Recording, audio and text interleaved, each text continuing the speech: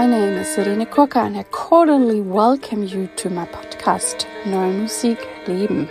I have studied classical singing and I'm still singing classical music, but also so much contemporary music and performance and multimedia, whatever there is. If you would like to know more about me, please look at my website, www.euere.de. I will put this into the show notes for you. You could also subscribe to my monthly newsletter, and I also invite you to subscribe to this podcast here because it supports my work and it makes the podcast more visible. And yes, this podcast is now really listened worldwide, which I'm really excited about, that there are people out there, probably very far from me also, and you're interested in new music and you're interested how I approach this and how I talk with people about new music, their being, and how we share with you the behind the scenes, the insider knowledge, and that I really like to bring you the human beings out of the new music world so much closer. I'm very thankful for all the emails and feedbacks I receive from you. And I'm cooperating with the NMZ, that is the Neue Musik Zeitung, which is one of the most important German music papers, or a paper in a German language. Yes, let's put it that way. I've decided for the summer break to do again the series with Best Of, I call it. And in this Best Of series, I pick out episodes that have really very high downloads, very high numbers, and so I assume that this interview is important to you. And also I know that some of you, found my podcast later and are listening to the recent episodes, but I think there's lots of precious treasure in the old episodes as well. So I picked out in this Best Of series, according to all the download numbers, the interview with the composer Clara Ianotta. Please enjoy the interview with Clara Ianotta. Hello, I'm welcoming you, Clara Ianotta, here in your empty apartment in Berlin. Thank you so much. Just getting everything ready here. Welcome. Yes. Thank you so much. Thank you for inviting me. I want to start with, how did you find your way into new and experimental music? I think that it was by accident somehow, because I was a flutist and I just wanted to be a flutist in my life. And then one of my professors, my professor at that time, he told me that I had to study composition because I had to understand better what I was playing. That's a great approach. I never heard about that. Yeah, exactly. Cool. And so that's how I started, basically. And I remember that when my first professor in composition, he once he asked me, you don't want to be a composer, right? And I was like, no, okay, because you actually have a problem with creativity. You don't have so much creativity. And I was like, oh, don't worry, I'm not going to be. Really? He told you that? Yes, he told me. Oh my God. And then I remember that I told him something like, I'd rather be a musicologist. And then I think a couple of years later, I just stopped playing flute and I started to just compose. I think that I've been experimenting my whole life, creating things from scratch. My father taught me how to build my own toys, etc. So it's like I've always had these Frankenstein toys, it's like taking pieces of everything and just connect them together, and that was my toy. How small were you then, or young? He taught me when I was 3. Oh. Toys were not allowed. I always say that. Okay. And so it's like toys were not allowed, and so he taught us, me and my siblings, how to make them. And I've been doing my toys, or anyway everything that I thought it was a toy, since I was 3. And I think that when I started to compose with sound, at the beginning I didn't quite know that I could do that also with sound, because I mean, from one side I didn't have experience, and from the other side the music that I was that I grew up with was just not that weird, you know. And so I mean, I remember that when I started to compose, which I was not old, but anyway, I was like 18, 19. I remember that I used to write like scriabin, or you know, and then at some point I met other composers, and I saw that they were like preparing instruments, you know. I think that someone showed me cage, etc. I was like, wait, can you do that? And so I was like, okay, well, that's my jam. I mean, this is how I grew up with, and ever since I started to just, try to build my sounds, try to imagine sounds that don't exist and somehow make them real, using pretty much everything that I would find, you know. So that was, I think that, when I was pretty much 19, I started to... and so you still build instruments? Oh, yes, the whole time. The whole time. Great. What I can't do, I asked to some engineers. So, for example, I worked for about 3 projects now with a Berlin-based engineer, visual artist engineer called Jan Bernstein, and he builds everything that has motors. So it's I really like to build things. Great. Yeah. And it's interesting because, I mean, the instrument you build or the toys, I mean, you can really touch them, but the music you cannot touch. I mean, exactly. Well, you just have to. It's such an abstract realm, the sound, that somehow building an instrument, it concretizes a tiny bit more, and it's almost like I can talk in a better way about. I can visualize it, you know. I really can see it 3-dimensionally, and not just in my head. And I think that probably one of the reasons why I do build it, knowing that in any case that instrument that I'm going to build is going to be just part of that sound. It's not going to be that whole sound that is in my head. It's part of it, but somehow it just helps me to visualize this abstract realm that sound is, you know. What represents good new music for you? Oh, that's a hard question. I don't know. It's like okay. From one side, music is good for me in the sense that I cope with reality in a better way. It's my way of almost analyzing myself, understanding myself. And that's why one of the what happens to me when I write is that I really get very, very sad, you know, because it's almost like this inside mirror. I mean, at least this is how I experience music and the writing experience, you know, composing. And when you listen to it, does it also mirror something in you? When you listen to it, it's even worse sometimes because it really shows things of yourself. I mean, I think that it's pretty much the whole process, composing and then hearing it. It's like when you hear it, you're naked, completely naked. And the thing is that you are sharing with the rest of the people your darkness, or at least for me, it's my darkness. I remember when I was younger that music was just playful, you know, like writing a piece was just this, oh my God, I'm going to make just this, not game, but anyway, it's going to be playful and sparkling and joyful. And then at some point I was like, I mean, why should I even lie? I mean, there's just darkness, just let's deal with darkness. And but I mean, it's sometimes it's hard, not just for me. I mean, I had people that were talking to me after concerts and saying, I really didn't feel comfortable on my seat. And I was like, good, you should not. I really think that you should not, you know, I mean, my goal is actually, I want that you feel it. Okay. You know? But I mean, this is like what is my personal experience with music. But if I think about like the social aspect of new music, that's really hard. I mean, it's really, really hard nowadays to me. It's such a close community, and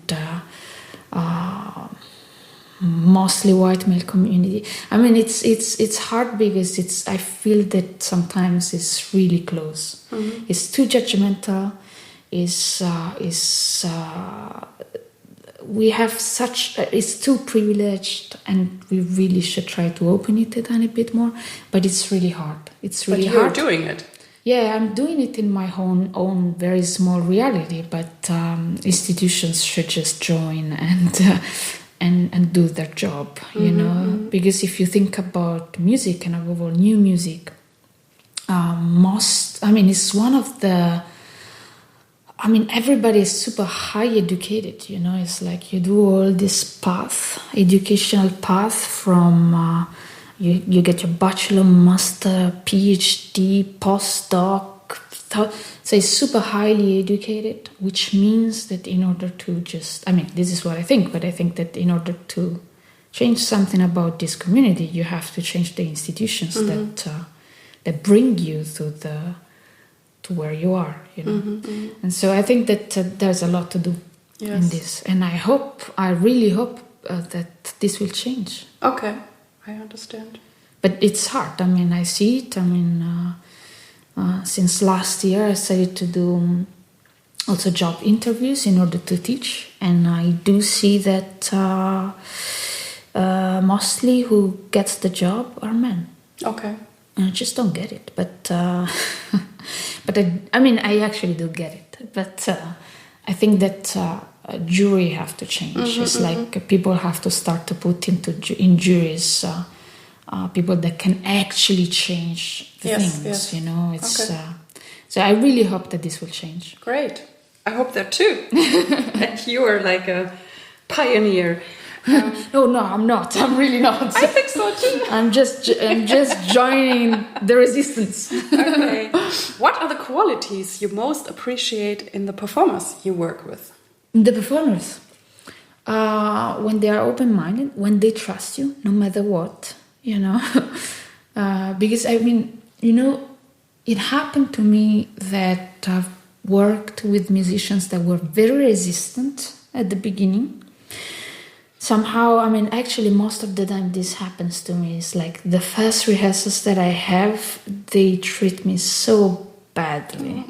And I mean, I get it. I have long hair and I don't know. I don't get it, actually. But anyways, like it takes a tiny bit of time for them to trust me.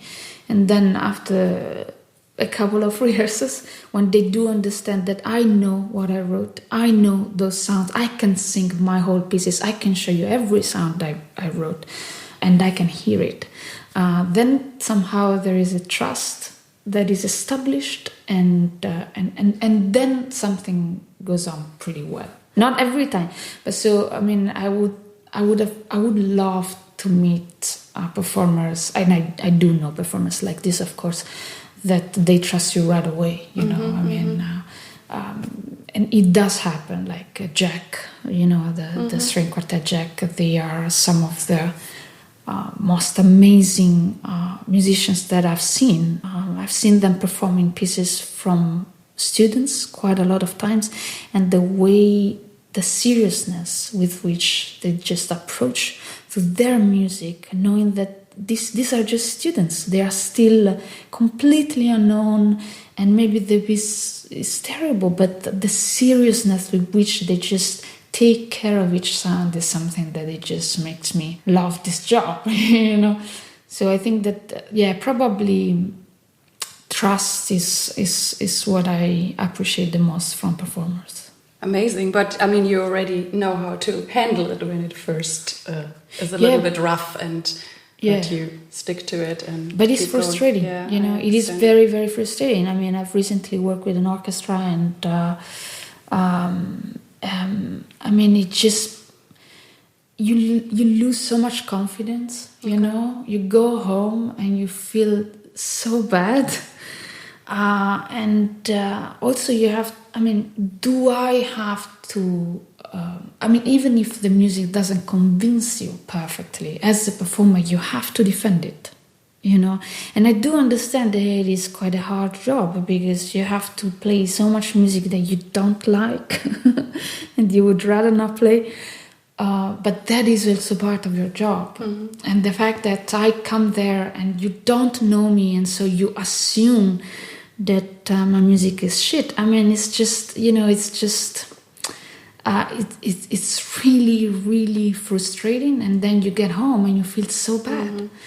And these are things that I've experienced them so many times, and I'm 36 now, and I think that I proved myself so much, in this job, and I still have to prove myself. And I talked with much older composers that I admire a lot. I was talking with Haya Chernovin, which has been my professor and a mentor and a friend. And I told her, I asked her, how many times do I have to prove myself? And she said, your whole life. Okay. But is it also then a solution, to work with people again who already have the trust with you, and then you're like, oh my God, they're so amazing, like this quartet you told me, and then no, that is absolutely exciting. That is absolutely exciting, because I also like that as a performer. There are some composers where it's really like a great match, and then I also go back, of course, because it's just wonderful. And with each experience or new piece, you even go deeper, because you already have so much understanding for each other. Yes. And Absolutely. I really love that. I would like to know, because I know that you actually haven't written anything yet for voice, which is sad for me. But how did it come to that? Or will that ever change? Or well, I did. So there are two pieces that I actually. I would not say voice, because it depends on what we think about what voice is. It's like I did write for example, for Neue Musik Solisten, but they almost didn't sing. Voice is just, I think that I still didn't find how I can project this sounds that I have in my mind to the voice itself. I think that it's very malleable as an instrument, let's say, but I still don't feel that I am ready to write for them, It will come, maybe, I don't know. It's like I have to think about it, but maybe just because, you have to choose a text, you have to do all these kind of things, and it's I think that I'm just not ready yet. But people have been asking me, and one person even asked about an opera, and I was like, no, not yet. It's good that you feel what you can do and what really fits to you. That's I think a great quality than to just do it and then maybe not be happy or feel, oh my God, this was a mistake or something. Yes, absolutely. How do your friends, family, colleagues and audiences react to the sort of music you make, and how do you deal with their reaction? Okay, my family, that's fantastic. My father... So my parents never came to any concert, except for one. My father came actually in Paris when I did my master's degree. And he knows what I do. It's like sometimes he just says like, hey, Clara, listen to this noise. Maybe you want to put it in your next piece. But somehow he still doesn't get it. So for example, he keeps asking whether I can write a song for his church, a Christmas song for his church. And I told him so many times that if I do that, you will not be allowed anymore to get inside that church, And I remember one episode in which I think last year it happened. So I came back home. I went to Rome to visit my families, and then my father was eating in the kitchen, and I got inside the kitchen, and there was my CD playing. My father was playing my CD. Oh. And I was like, wait, what? I do know this music. And in order to get inside the kitchen, I had to open the door, which communicates with the living room in which my mother was. My mother was watching TV. And so I opened the door. I realized that the music was playing was mine. And I heard my mother screaming to my father, can you stop that shit? And me and my father, we started to laugh because... Oh, no. My sister, my sister, actually I collaborated with my sister quite a bit. She's a dancer, she likes what I do. Good. My friends, it depends. I mean, it's they think that I write creepy things. I mean, this year that I've been in Rome, I love coffee, and I found this amazing coffee shop where I went every day. And so at some point I started to be friend with the bartenders, and they asked me, okay, what's your name, what you do? And I was like, well, I'm a composer. And they were like, oh my God, what do you write? And I was like, I mean, weird things. But if I put you on Spotify, do I find you? And do I find you? I was like, yeah. But and then they went and they were like, oh my God, I'm going to this. I was like, be right. And we never talked about the music. But you still got your great coffee. Yeah, I mean, this is actually what I told them. I was like, look, do whatever you want. Just give me the coffee every morning, no matter what you think about my music, you know. It's fine. I mean, they say like it's like horror film, and I'm flattered. So, okay. I mean, I always tell them I write noise, so it's and yeah. So you're cool, but obviously there are also people who really support you. Yeah, absolutely. Do you think there are prejudices against new music? And if so, how do you want to see things change? And what are you doing to help and bring things in the change of the attitude?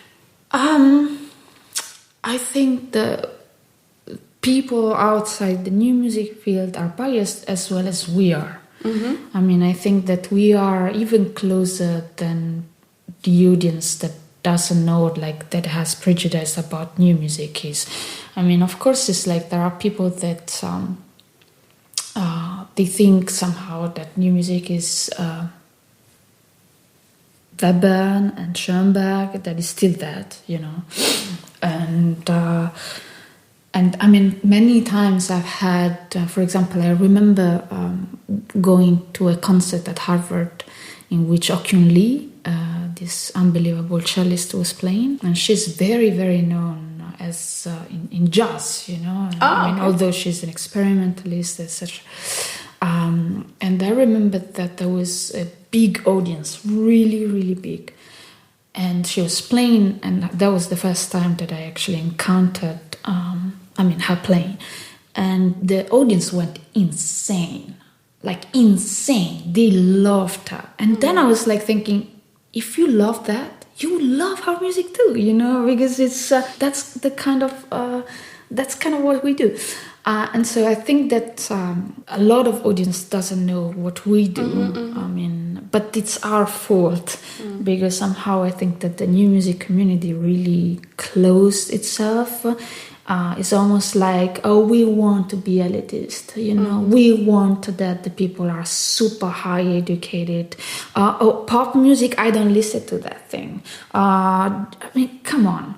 I think that, first of all, we should listen to pop music. There is so much that we can learn from it. And I think, as I said already, it's like we really should try to open much more. And I think that we lost the mainstream that the new music was because of us. I mean, of course, society has evolved and changed, and other needs started to be important for people, etc. But I think that the new music community has to change. Yeah. We have to be more open. We have to be able to accept, and also just, you know, but I think that the new generation does it. I mean, I've been in many juries, and I'm meeting a lot of young composers, and I see that this is what they are doing now. And so, I don't know, maybe in 20 years it'll change. When all the old people die. I hope it will go faster. Oh, me too. Hopefully. Yeah. Cool. So now you are the artistic director of the Bludenzer Tage zeitgemäße Musik. Yes. But from 2014 to 2020? Yes. So what does curating mean for you, and how do you do it? Well, it's something that happened by chance.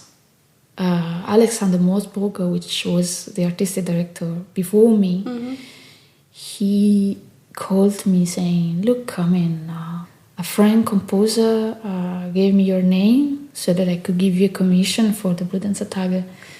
And I really liked the music that you write, and I thought, why don't you just curate it? And I was like, what? Wow.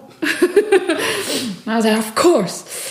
At the beginning, really honestly, I just took the music that I liked. I chose the composers I liked. I was like, let me just, I want to put together almost like a playlist, of the pieces I love, and I want to hear them live, And then I started to just realize that actually is a very important job, and it's the responsibility that you have is really huge, because curators create the scene, they create the brands, Yes. It's like they create what is going on. We give the platform to artists, and so it's almost us that create the scene, the new music scene. And I think that you have to treat this job in the most responsible way.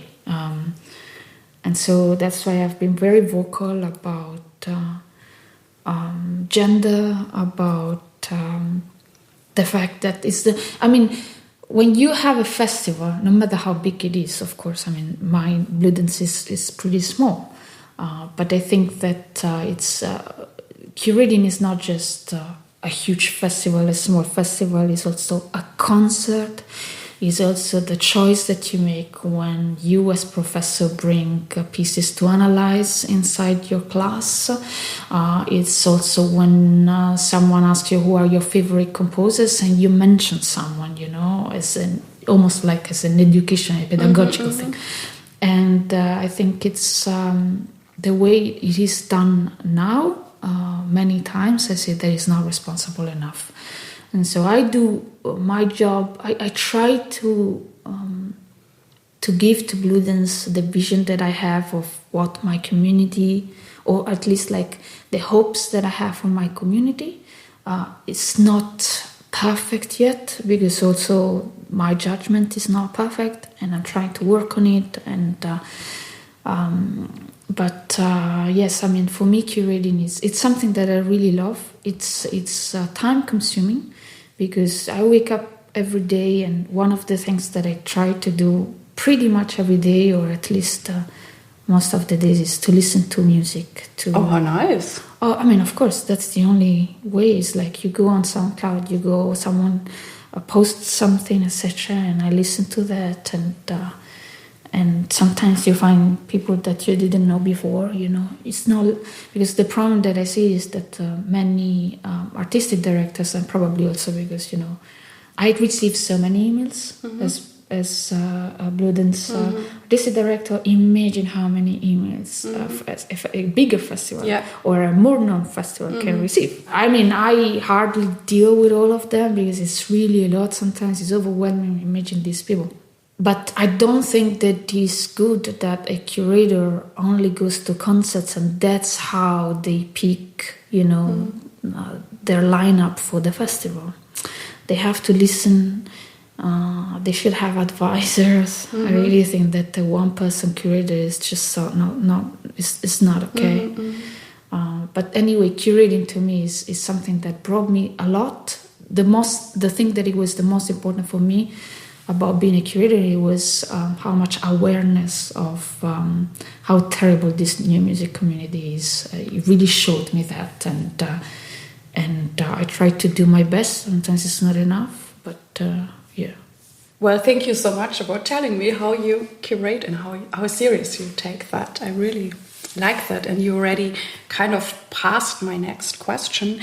What is your approach to time management, and do you have any advice for the rest of us? Do you have rituals, or how you say you listen every day to music? Oh my God, advice? No, really. I can tell my daily routine is pretty boring. It's like wake up at 5, I do breakfast and read newspapers, and then I just work as much as I can. Normally it's like the first 4 or 5 hours of the day are the most productive for me. And then it starts to go a bit downhill. I listen every day. I think about 1 to 2 hours of music. And then I read a lot. I watch a lot of series. I really like that. I run a lot also. I do a lot of sport, and I love to just walk. So this is pretty much what I do. Okay. Yeah. It's advice. I don't have it. I mean, I don't have it. I mean, what I would say is just write something and then let it, sleep on it. And then the day after you wake up, you understand that maybe you have to rewrite it completely. I don't have advice. I mean, actually, if people have advices for me, I would take them. Okay, right. It sounds like you have it pretty much lined up, your day and your routines. And so for you, it works. It does work. It does work pretty well, yeah. What are you thankful for today? Oof. Well, so many things. I mean, it's like I do the job that I like.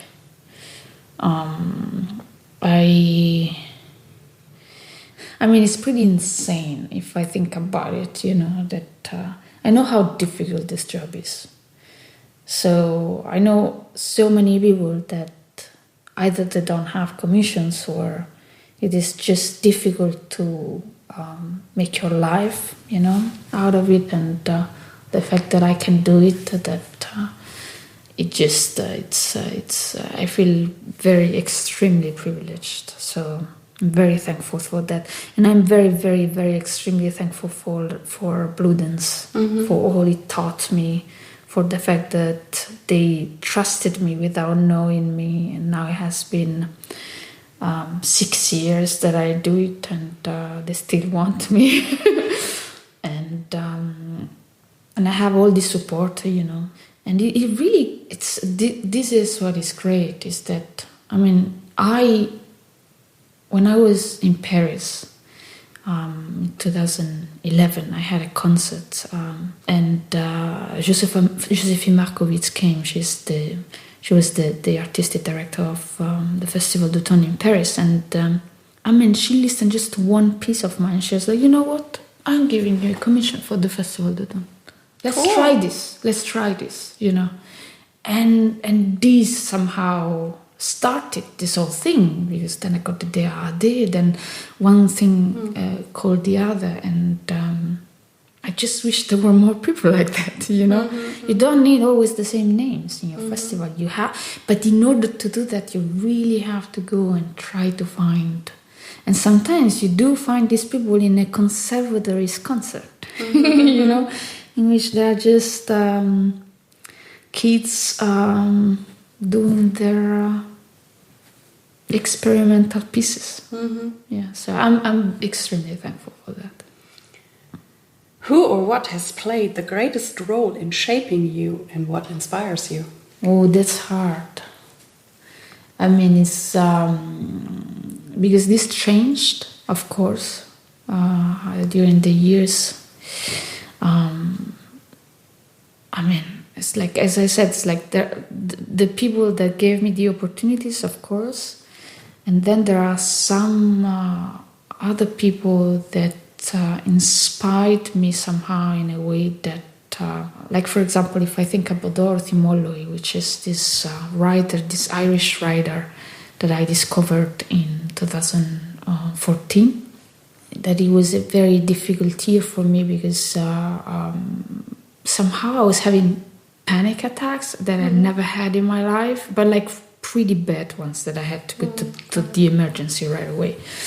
And it's almost like I realized that you could die, and you just have these panic attacks. And then what happened is that the way I am is that when I fear something, I try to read everything about it, And so when I started to read about death and experiencing death, etc., I came across Dorothy Molloy, which actually was suggested. My partner suggested me to read her, and she's an unbelievable writer. She wrote these 4 small collections of poems in which she talks about death and her watching her body disintegrating because she was having cancer, and most of the time she would write while she was having treatments, chemotherapy, etc. And it touched me so much. I think that he really shaped the artist that I am today, or like even the person that I am today. It's like ever since in 2014 I started to use always her words for titles, but not just titles. It's like it really gave me the inspiration. It's like she always gives me these images, and then from the image that she gives me, I can just try to find the sonic visualization of these images. So I think that she was definitely one of the biggest inspiration of my life.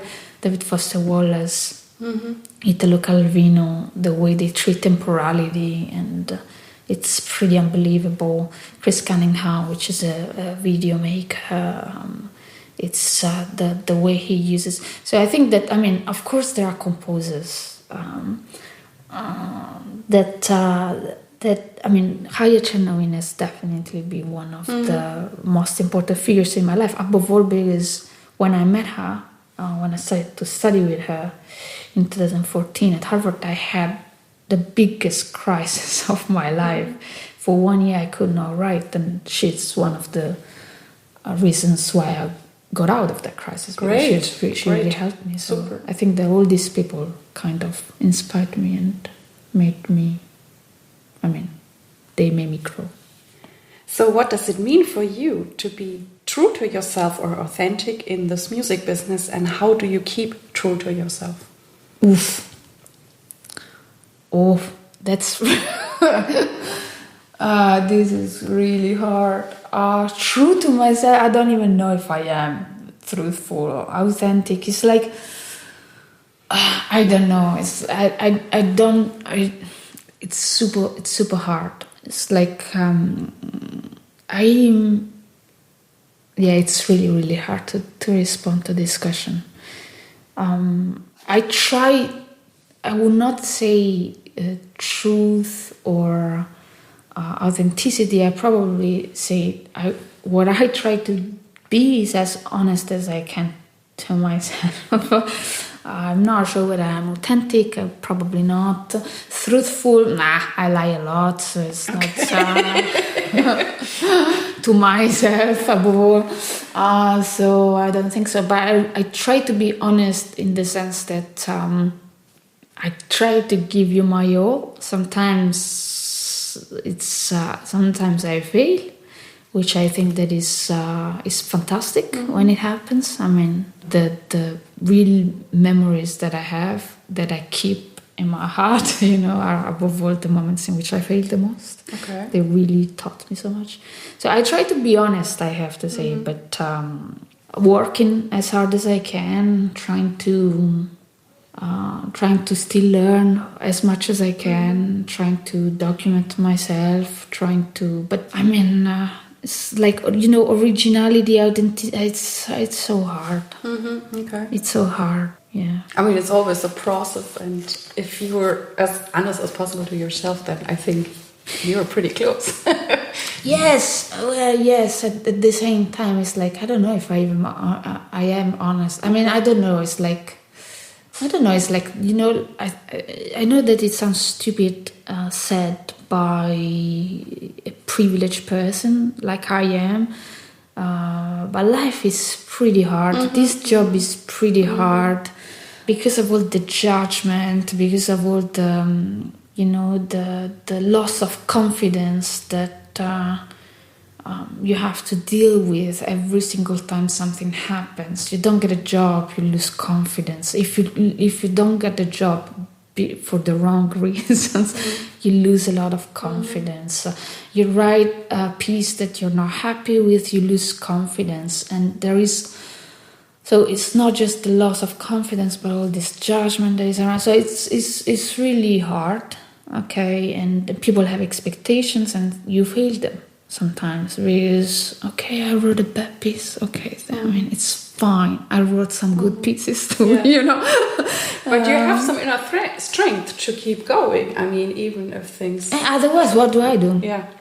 I mean, look, But I think some people give them really up, and you're like, okay, this was shit, but I get up again, or they didn't treat me nicely, I get up again. That's the real inner strength. Well, not really. Yes, but at the same time, I can get up again because there are still people that support me. Because I am privileged enough that around me I have a lot of network. You know, it's like there are all these artistic directors that know me, all these composers that know me, all these students that know me now. So I can keep going. If I write a bad piece, I will have another commission. But there are so many other composers that don't. Okay. So it's really something that, I mean, I am living because of how privileged I've been. And I know that there are so many other composers that are as good as I am, even better, that they just weren't as lucky as I am. So I don't know. It's really hard. Then, I mean, at the same time, what the hell do I do otherwise? I'm 36. In my dreams, I mean, because I got so interested about coffee, I said this to some friends. I am going to have I'm taking some classes about coffee. I really would like to explore more. And I was even saying to my partner last time, I was saying, what would be great for me is that for 2 months in a year, I stop composing and I just work in a coffee shop. Aww. That's like one of the dreams that I have. But ask me next year, maybe next year I have another one.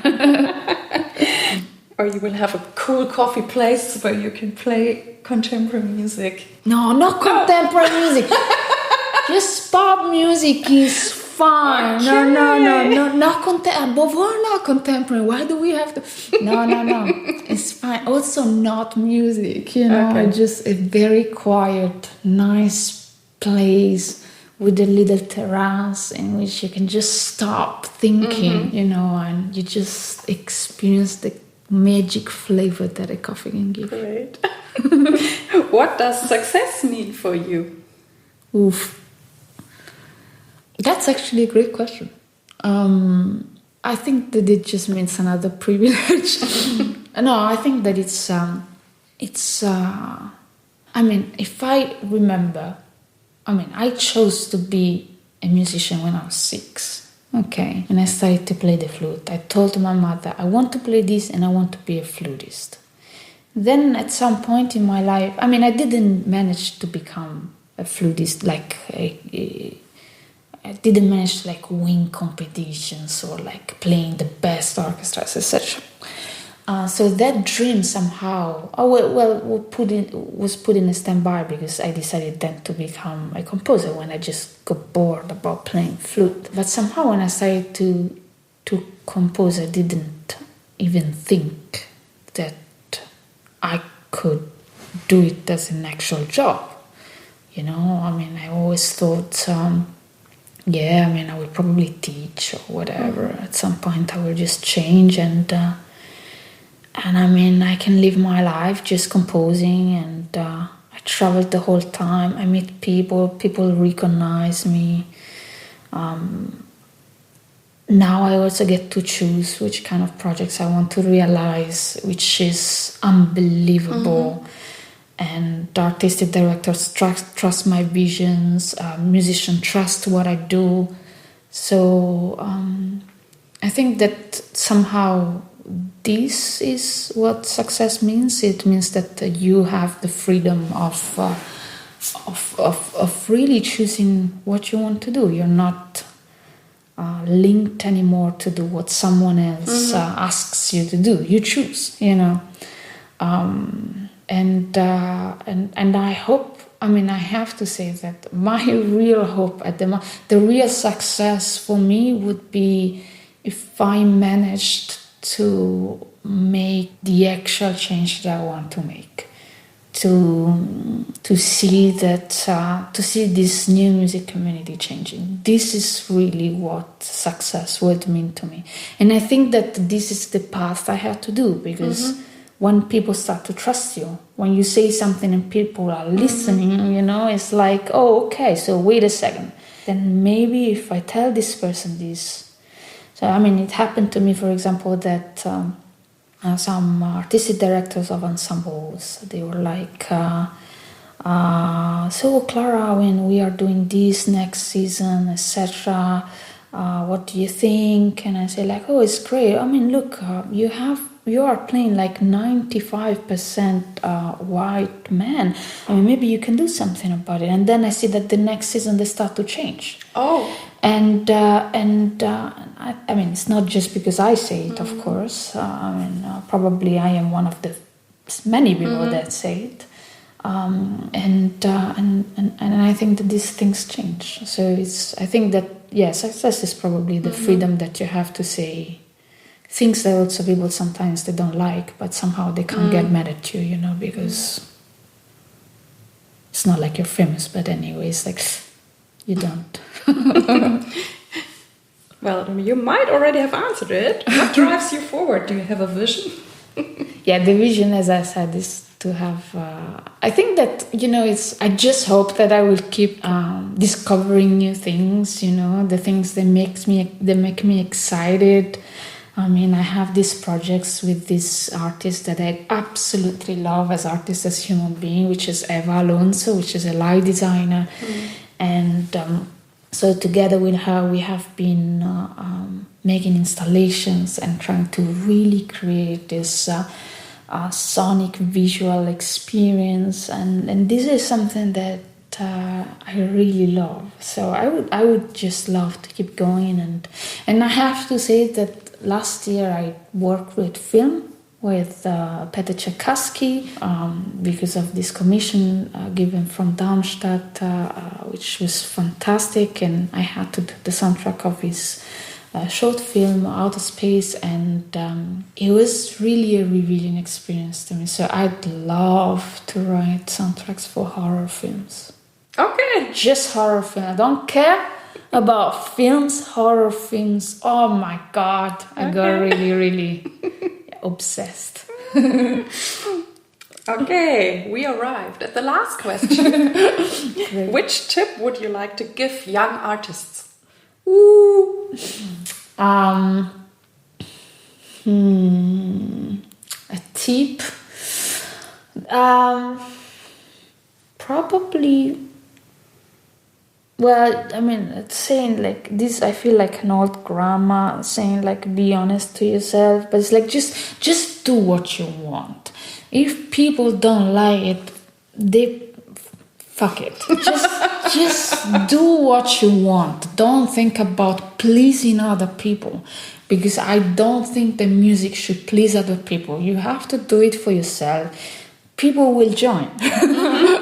And if they don't right away, okay, whatever. They will join a tiny bit later. But do it for yourself.